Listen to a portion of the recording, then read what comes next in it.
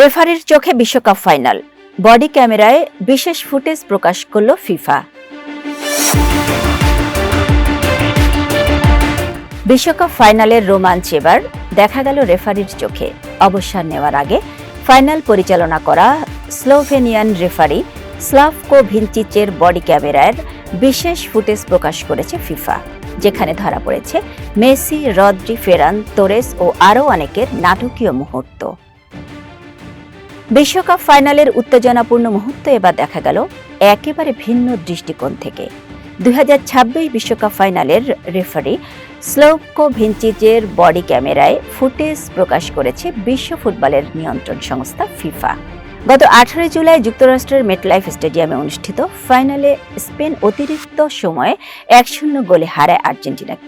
সেই ম্যাচে রেফ ক্যাম প্রযুক্তি ব্যবহার করেছিলেন ভিনচিচ, যা এখন ফুটবল প্রেমীদের সামনে উন্মুক্ত করা হয়েছে।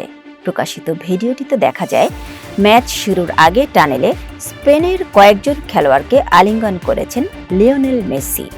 টসের সময় মেসি এবং স্পেন অধিনায়ক রদ্রির কথোপকথন স্টেডিয়ামে বাজতে থাকা ডেভিড গুয়েটার জনপ্রিয় গান টাইটানিয়ামের শব্দে ঢাকা পড়ে যায়।